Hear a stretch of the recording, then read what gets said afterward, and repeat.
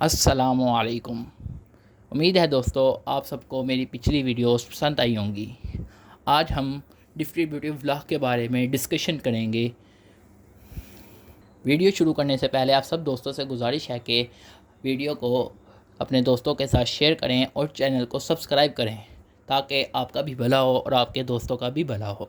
चलिए अब हम पढ़ते हैं लेफ़्ट डिस्ट्रीब्यूटिव लॉ और राइट डिस्ट्रीब्यूटिव लॉ। बाज़ बच्चों को पता नहीं चलता कि लेफ़्ट साइड कौन सी है और राइट साइड कौन सी है। उनके लिए मैंने ये एक छोटा सा बनाया है। जैसा कि हम देखते हैं अक्सर हम बाइक चलाते हैं तो उसमें देखें बाइक में इस तरफ क्लच होता है और इस तरफ ब्रेक होती है। क्लच के एल से हम कह सकते हैं ये लेफ़्ट साइड है और ब्रेक के आर से हम कह सकते हैं ये राइट साइड है। यानी क्लच का जो सेकंड वर्ड है और ब्रेक का जो सेकंड वर्ड है आर, इससे हम कह सकते हैं जो क्लच वाली साइड है वो लेफ़्ट साइड है और जो ब्रेक वाली साइड है वो राइट साइड है। तो इस तरह ये लेफ़्ट डिस्ट्रीब्यूटिव लॉ और राइट डिस्ट्रीब्यूटिव लॉ है। ये जो लेफ़्ट डिस्ट्रीब्यूटिव लॉ है ये मल्टीप्लाई हो रहा है ब्रैकेट से और उसके अंदर ब्रैकेट के अंदर एडिशन हो रही है और एक में सब्ट्रैक्शन हो रही है।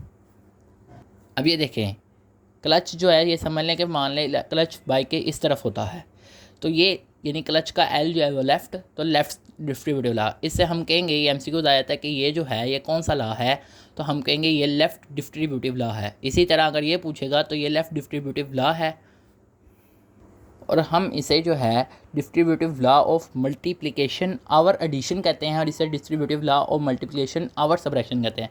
इसी तरह इसे भी distributive law of multiplication over addition और distributive law of multiplication over subtraction. तो यहाँ पे देखें बाइक के सिर्फ ब्रेक होती है और ब्रेक के आर से हमने कहा ये राइट डिस्ट्रीब्यूटिव लॉ है। इसी तरह इसमें भी राइट डिस्ट्रीब्यूटिव लॉ। तो ये लॉज आपको पता होने चाहिए ये कौन से लॉज हैं, इसके बारे में एमसीक्यूज आ जाते हैं। उसके बाद आ जाते हैं multiplicative identity of a matrix. अगर हम देखें ये ए बी मैट्रिक्स है और उसे मल्टीप्लाई करें तो वो ए आ जाए, या हम बी ए को मल्टीप्लाई करें तब भी ए आ जाए, तो हम कह सकते हैं कि बी जो है वो आइडेंटिटी है मल्टीप्लिकेटिव। ये देखें if A is any matrix, इसकी शर्त यह है कि ए जो है वो कोई भी मैट्रिक्स हो सकता है, किसी भी किस्म का हो सकता है, इसमें कोई भी एंट्री हो सकती है। लेकिन जो बी है इज़ द आइडेंटिटी मैट्रिक्स। अगर बी आइडेंटिटी मैट्रिक्स होगा तभी हम कहेंगे कि B multiplicative identity of a matrix है। अब हम ये कैसे कहेंगे? अब मैं अगर आपसे पूछूं कि ये 5 जो है इसमें ऐसा क्या नंबर मल्टीप्लाई करें कि आंसर 5 ही रहे, तो आप कहेंगे कि सर इसमें 1 से मल्टीप्लाई करें तो आंसर इसका 5 रहे, यानी कि यूँ। तो हम कहेंगे कि 1 जो है वो मल्टीप्लिकेटिव आइडेंटिटी है। इसी तरह ये जो मैट्रिक्स है ये भी एक यूनिट मैट्रिक्स है जिसमें 1 1 है, जिसमें डायगोनल एंट्रीज जो हैं वो 1 1 है। तो हम कहेंगे कि बी जो है अगर any matrix B is identity matrix होगा और हम इसे multiplicative identity of a matrix भी कहेंगे।